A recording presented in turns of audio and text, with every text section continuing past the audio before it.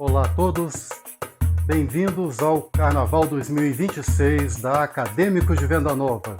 7 vezes campeã do Carnaval de nossa cidade, outras 7 vezes vice-campeã, e estamos aí preparando o nosso 20º desfile original. Sim, Venda Nova, a Acadêmicos de Venda Nova produz as suas fantasias, faz toda a criação dos figurinos, dos carros alegóricos, e estamos aí no preparativo de mais um desfile original, feito aqui pelas nossas mãos, pelas mãos talentosas dos artistas da Acadêmicos de Venda Nova. Bem-vindos a todos. O nosso enredo 2026 é um enredo nostálgico. Não é um enredo de memórias tristes, não é um enredo de acabou, não tem mais. Pelo contrário, é uma celebração do que está lá ainda, nos locais que a gente vai falar aqui agora.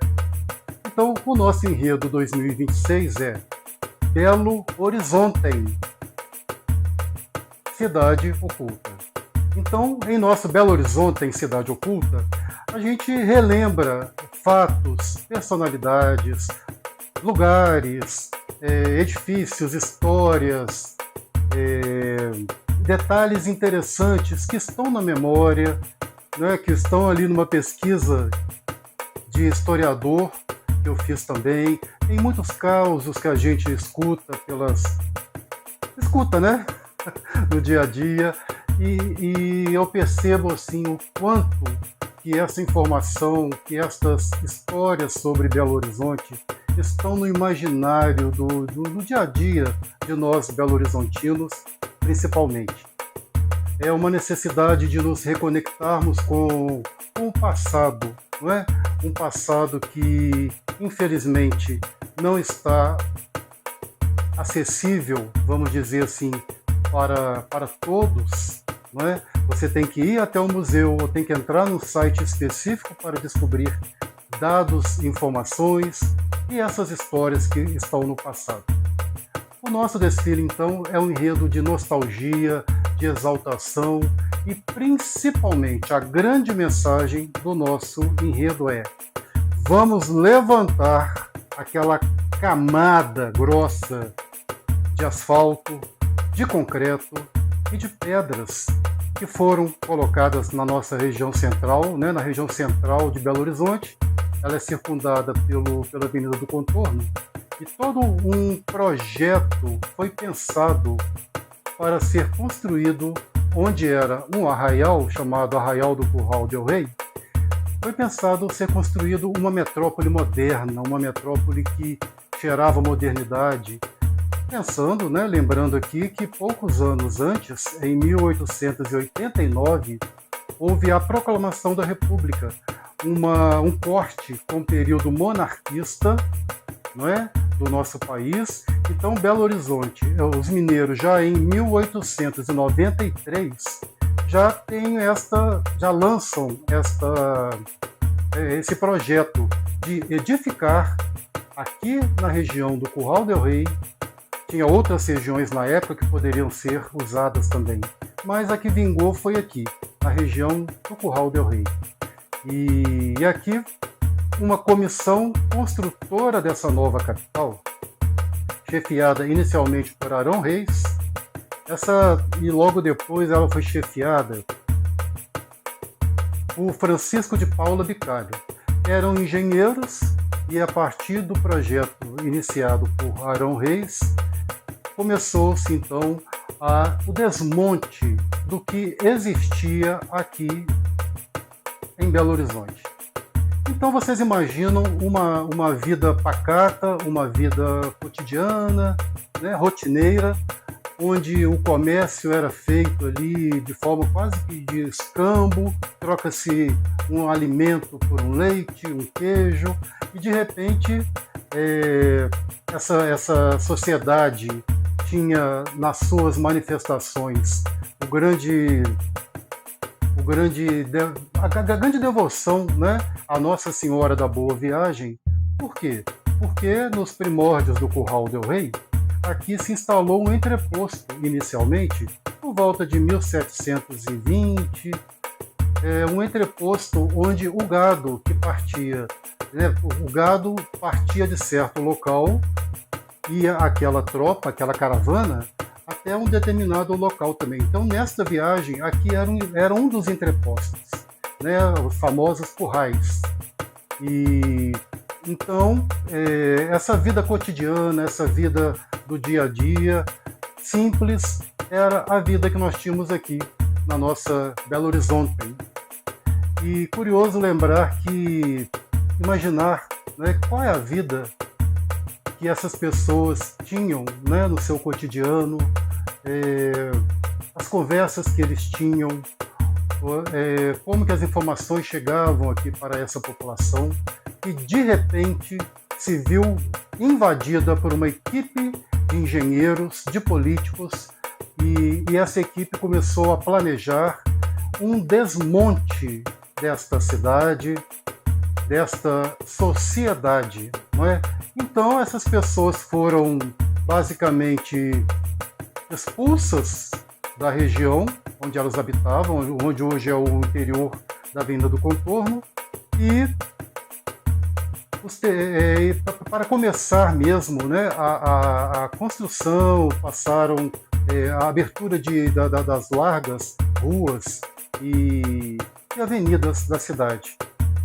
Os ideais republicanos impuseram, tanto no Rio de Janeiro como São Paulo, em outras capitais, não é?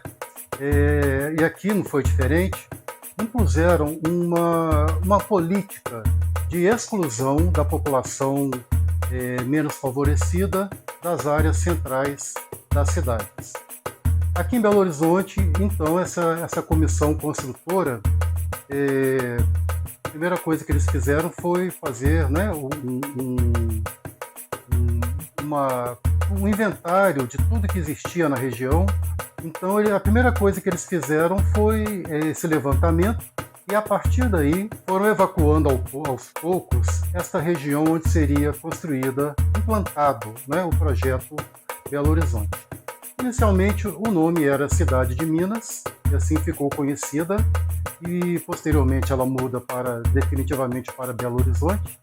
Mas então essa construção eliminou o que a gente fala, né, qual era Belo Horizonte que estaria ali, né, que hoje está embaixo desse concreto, desse asfalto. Eliminou-se, então, dentre diversas questões, um modo de vida, um modo de se pensar, um modo de cultuar, não é, os santos, a religião, né, predominantemente católica. E lembramos aqui em nosso enredo que ali onde hoje estão camadas de asfalto, concreto e pedra, Rua da Bahia com Rua Guajajaras, existia ali naquelas redondezas uma capela chamada Nossa Senhora do Rosário, né, erguida pelos povos ex-escravizados, e inclusive com um cemitério adjacente, né, onde essa população foi sepultada. Então, existiam espaços, né, que foram aniquilados, varridos, com a implantação deste projeto urbanístico chamado Cidade de Minas, depois Belo Horizonte. Seguindo aqui, então essa região tinha a devoção à Nossa Senhora da Boa Viagem, que já foi inclusive um dos nomes do arraial no passado, e mantiveram a antiga igreja, onde fica ao lado da atual Catedral da Boa Viagem, e ficou ali durante algumas décadas ainda, depois da inauguração de Belo Horizonte, que foi em 1897. Coexistiram essas duas construções e aos poucos foram desmontando esta antiga igreja de Nossa Senhora da Boa Viagem, não é? Lembrando que Nossa Senhora da Boa Viagem é a padroeira de Belo Horizonte. Quanto aos povos que aqui existiam, né, a gente não pode esquecer a herança africana através das festas dos negros, né, de Nossa Senhora do Rosário, com as congadas, os moçambiques, e tivemos também bandas, né, bandas musicais como a Nossa Senhora da Boa Viagem, a banda Carlos Gomes, a banda Ribeiro Bastos. Então a gente pode imaginar o seguinte, a confusão, a poeira que existia nesse local na data até poucos anos após a inauguração, imaginem, né? E aos poucos esse local foi... os rios que existiam na região, existiam diversos rios, o Ribeirão do Acabamundo, o Ribeirão Arrudas, o Ribeirão Leitão, não é? Que partia do Santa Lúcia, descendo onde hoje temos ali a Avenida Prudente de Moraes, até passar pelo centro e desembocar no Ribeirão Arrudas. E aos poucos esses rios foram sendo tampados, sepultados, né? Foi uma planta urbanística que não previu as curvas de nível, né, de níveis das montanhas, do nosso terreno, muito menos os cursos d'água. Fato é que esses rios foram sepultados. Em cima deles ergueram-se bairros, construções, avenidas importantes de nossa cidade, não é? E fato é que estamos aí, né? Hoje, quase 130 anos depois, sofrendo com as questões de enchentes de áreas que eram inicialmente dos rios. No segundo momento de nosso enredo, a gente pula para o pós-inauguração. A gente fala do formato da planta urbanística implantada em nossa cidade. Tabuleiro de xadrez. Percebam, ruas paralelas cortadas por ruas perpendiculares, não é? Formando um tabuleiro de xadrez. E as largas avenidas cortando esse plano para lá e para cá.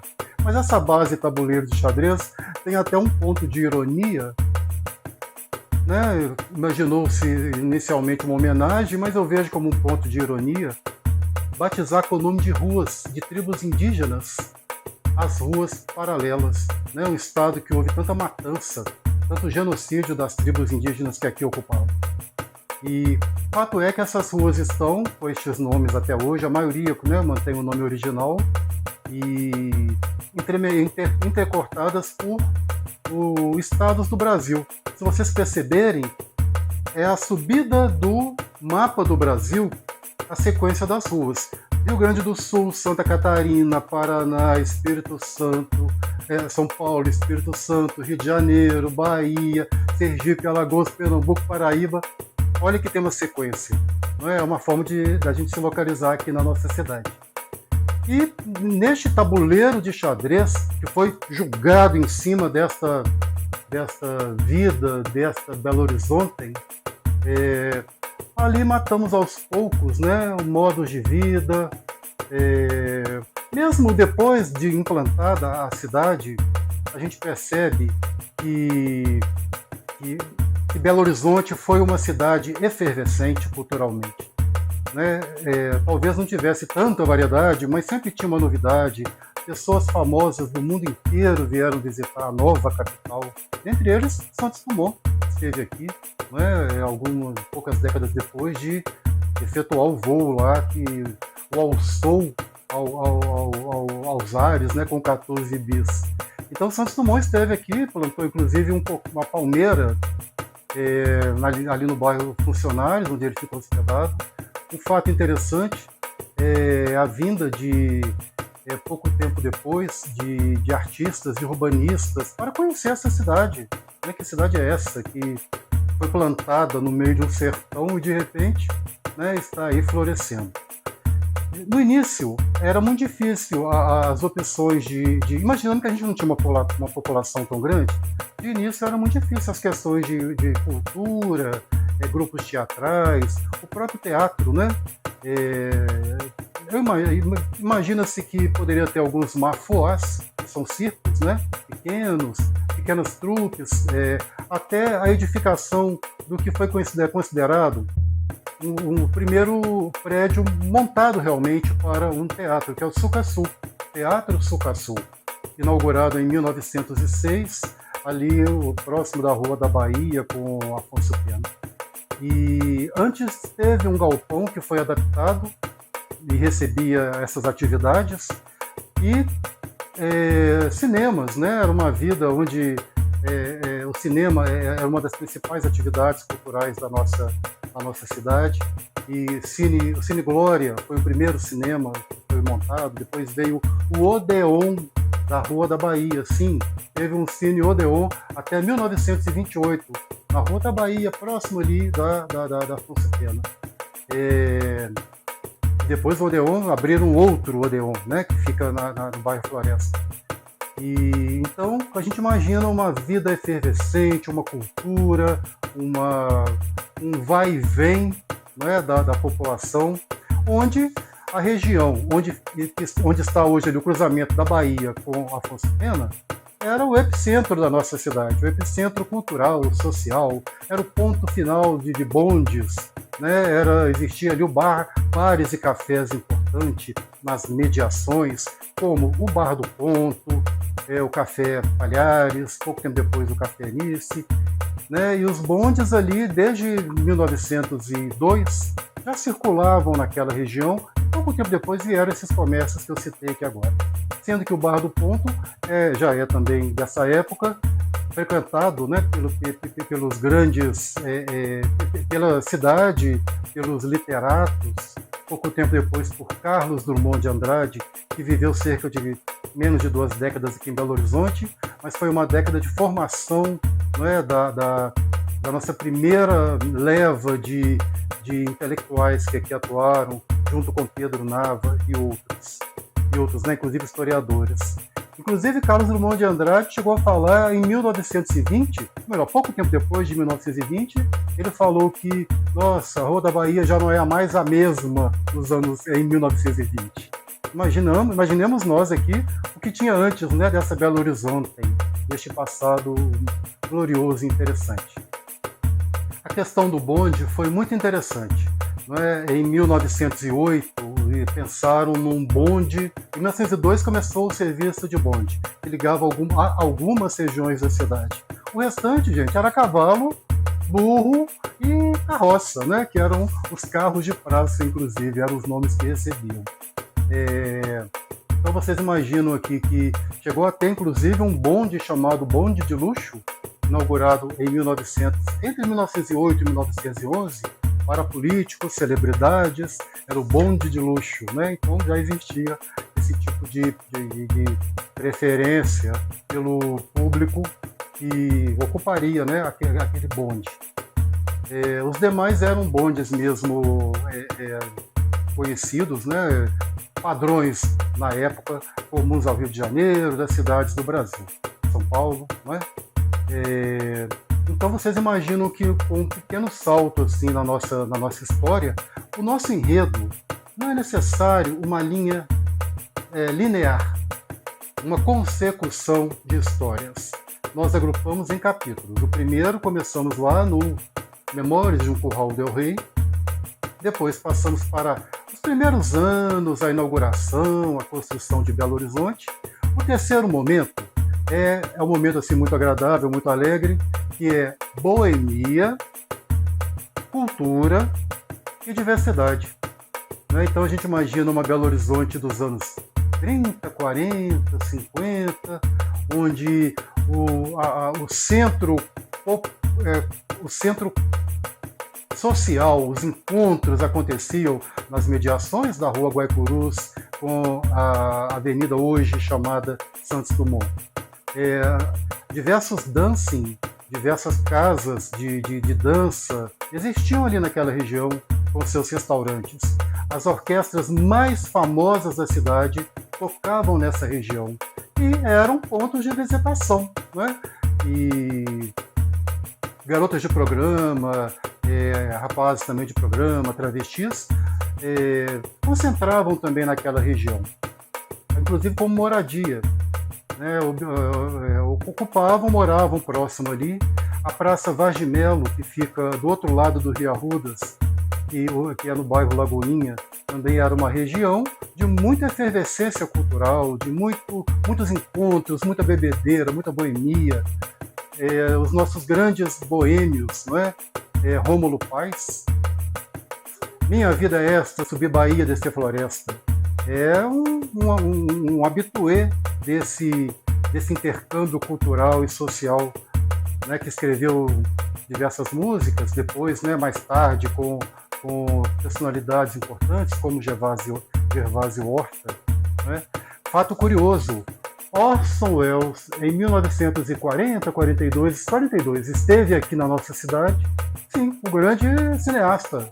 Esteve aqui em nossa cidade, conheceu a Guaicurus, e um fato interessante, está escrito, né? Ninguém fotografou, mas está escrito, que ele chegou a subir nas árvores, nos picos que ficavam na Avenida Afonso Pena, em todo o corredor da Avenida Afonso Pena, e lá de cima ele fez xixi. Então são histórias que ficaram na memória de quem escreveu, de quem na época vivenciou, né? Contou uma fofoca. Carlos Drummond de Andrade, que subia pelos arcos do viaduto Santa Teresa, e às vezes a polícia tinha que tirá-lo lá de cima. Então era uma vida frenética, né, daqueles que viviam na cidade, trabalhavam, inclusive no governo do estado, e aqui viviam, aqui, né, tinham que ter o seu dia a dia. E nesta cidade efervescente, tivemos figuras mitológicas, né, apesar de ser lendárias, melhor falando, que habitam até hoje o imaginário da população, né, imortalizados aí por escritores famosos, a Hilda Furacão, né, a senhora Hilda, o travesti Cintura Fina, que era, vamos dizer assim, que tem uma importância quanto à história da Madame Satã, não é? De Madame Satã, travesti lendário da noite, da boemia carioca. Importante também é imaginar que nós temos aí nesse período dos anos 60, né, os quatro cavaleiros do magnífico Apocalipse, Otto Lara Rezende, o Fernando Sabino, Hélio Pellegrino, Paulo Mendes Campos, que revolucionaram a literatura mineira, a literatura local, a literatura internacional com as suas obras, e muitas das quais falando de Belo Horizonte. É importante também, nesse primeiro momento dos escritores, né, antes desses quatro magníficos cavaleiros, lembrarmos né, já lembrei aqui do Pedro Nava, de Carlos Drummond de Andrade, Milton Campos, Abigar Renaud, Emílio Moura, Aníbal Machado, né, responsáveis por décadas de ouro da nossa literatura. E é um período muito rico, onde nós vamos, em algum momento, relembrar um apelido que a imprensa local cunhou ao Parque Municipal, que foi o Paraíso das Maravilhas. Sim, o Parque Municipal teve um momento que ele foi feito com cercamento, um outro momento que retiraram esse cercamento. Eu lembro disso, eu tinha o quê? Isso foi nos anos 80? Nos anos 80, fizeram o cercamento definitivo que a gente tem hoje. Não é? E então, no Parque Municipal existia lá nos anos 50, 60 um ponto de pegação e prostituição e tudo, chamado o Paraíso das Maravilhas. E é algo a ser relembrado, né? A gente tem uma história da diversidade da nossa população, não é? E todos precisamos tirar essas pedras, essas vendas que nos impedem de reconhecer este passado, sabe? De reconhecer essas nossas histórias,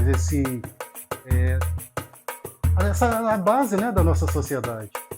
Então, mais uma vez o convite para retirarmos esse asfalto, vamos enxergar lá de baixo e vermos o que está sepultado embaixo daquelas camadas grossas de asfalto concreto.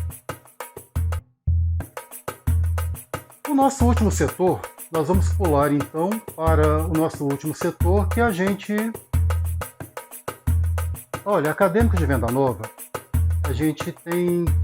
Não é a única escola de samba não, tá?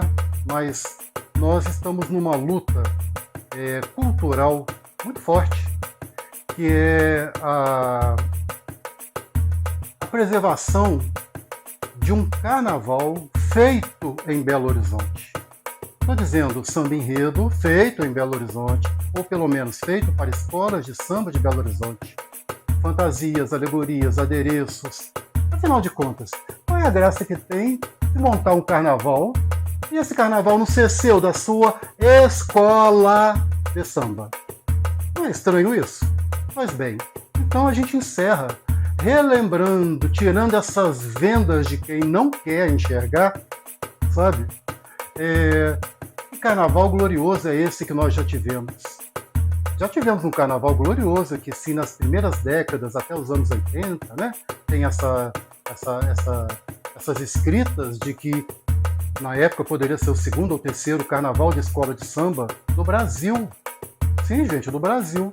Então, é necessário a gente enxergar esse passado hoje, em 2025, para a gente ver que ali que nós temos essa cultura, nós temos essa tradição, sabe? Que nós temos esse carinho, esse amor, essa capacidade de produzir um espetáculo com a cara de Belo Horizonte, com os atores de Belo Horizonte, né, na sua maioria de preferência, com toda a criatividade do mineiro, com a criatividade, as mãos dos artesãos aqui da... Né, quando você monta um carnaval, a sua escola de samba, você está trazendo toda aquela comunidade envolvida para se envolver no processo. Você traz o artesão, o dançarino, o sambista, o compositor, o cantor, o instrumentista, o percussionista, o fazedor de alegorias. Então você está a costureira, as bordadeiras, né? As coladeiras também, que é a questão de colar, né? Muitos elementos. Então, fazer um carnaval é muito mais do que uma ideologia, sabe? É uma necessidade mesmo. Afinal de contas, né, qual é a função de se apresentar um carnaval se ele não é original? Vamos relembrar, então, o nosso... Gente, antes da inauguração, no ano da inauguração de Belo Horizonte, carroças em 1897, no Carnaval, BH foi inaugurado em dezembro, hein? Então lá, alguns meses antes, carroças enfeitadas com pessoas com barro no corpo, vestidas de mulher, homens vestidos de mulher, né? Galhos de folhas de palmeiras, não sei o que, brincando ali. Esse pessoal percorreu as ruas as principais ruas daquele momento, saíram da estação ferroviária, passaram subiram ali a Rua da Bahia, João Pinheiro, até chegar na Praça da Liberdade. Então, alguns blocos caricatos, inclusive, consideram, né, a história considera diversas fontes. Uma delas que está aí o surgimento dos blocos caricatos, pelo fato de terem adornado os carros, que na época eram carroças, adornaram esses carros e andaram, né, fantasiados pela cidade. Então é prova que o nosso carnaval tem sim o tempo da nossa cidade, é mais velho que o tempo da nossa cidade, se nós pararmos para pensar. Então vamos lembrar aqui o grande bloco, o primeiro bloco da cidade, chamado Diabos de Luneta, que desfilou durante muitos anos, a espelho das grandes sociedades que existiam no Rio de Janeiro, né? E logo depois vamos lembrar também os blocos caricatos, que tem essa história tão marcante em Belo Horizonte. Sabiam que Belo Horizonte, os blocos caricatos surgiram aqui em Belo Horizonte nessas características que nós temos? São patrimônio da nossa cidade. Deveriam ser patrimônio da nossa cidade. Leões da Lagoinha, o bloco mais antigo vigente em nossa cidade. Não é? O bloco tem praticamente quase 80 anos, se não tem 80, se eu não me engano. Um bloco que arrasta multidões pelo famoso bairro, né, da Lagoinha, um dos primeiros bairros da cidade. O bairro que abrigou a primeira população de construtores, né, praticamente aquela região ali do bairro Lagoinha, próxima à Praça Vaz de Melo. E logo o tempo, olha só, olha essa história. 1935, por aí, Noel Rosa vem se tratar em Belo Horizonte de tuberculose. Olha que fato mais curioso que aconteceu aqui. Numa das noites que ele esteve internado na Santa Casa, ele fugia de noite e ia para a boemia, ia compor, beber, não é? e ali ele conheceu os dois fundadores da primeira escola de samba da cidade, chamada Pedreira Unida, né? Futuramente seria a primeira escola. Então ali ele foi à casa do Popô e do Chuchu, lá na Pedreira, e ali Noel se confraternizou e imagino que cantaram muito, divertiram muito. Fato é que 2 anos depois, menos de 2 anos depois, surge a primeira escola de samba da capital. Olha essa influência, né? Chamada Pedreira Unida, que desfilou durante 2 anos e abriu aí portas para o nosso carnaval e tornou-se esplêndido, né? O carnaval das escolas de samba. Contam aí as memórias que chegou a desfilar em Belo Horizonte mais de 40, 50 blocos caricatos na Afonso Pena. Afonso Pena era o grande centro. E juntamente depois vinham as escolas de samba, os afoxés. E pouco depois a gente percebe, nos anos final dos 70 para 80, a estruturação da passarela, novas agremiações, né, que foram surgindo com o passar do tempo, e essa explosão de escolas de samba que aconteceu após o retorno das escolas de samba em 2003 em nossa cidade. Mas vamos lembrar esse carnaval ainda, que a gente quer imaginar, enxergar que ele precisa ser a nossa guia, onde havia uma decoração criada pelo mestre Décio Noviello, né, da Avenida Afonso Pena, com objetos decorativos lindos, assim como eram feitos também em outras capitais, principalmente no Rio de Janeiro, e que trazia tanta alegria, né, e marcava tanto o carnaval da nossa capital. Então, convido a vocês a mergulharem de fundo nesta Belo Horizonte em Cidade Oculta e para juntos revivermos estes momentos maravilhosos, estas alegrias. O carnaval é um carnaval social, mas é um momento de alegria, de confraternização, de lembrarmos essa importância da nossa memória, da gente preservar, cobrar que se preservem, né, principalmente, e cultuar essa memória, essas lendas urbanas, estes fatos, estas personagens. Lembrar, né, que a gente é uma cidade que a gente tem uma raiz forte com pessoas, com muitas famílias, né, do interior, do entorno, e PBH foi formada assim por pessoas que vieram para cá, né, e a gente mantém ainda nos nossos corações as lembranças dos parentes, os quintais que ainda, né, há pouco tempo atrás, antes dessa explosão imobiliária, ainda tinham seus pés de frutas, né? E todo mundo tinha um pé de manga, um pé de ameixa, goiaba, uma goiabeira em casa, os quintais floridos, as roseiras, e essa memória que a gente vai apresentar no próximo Carnaval 2026 da Acadêmicos de Venda Nova. Sejam bem-vindos a Belo Horizonte, Cidade Oculta.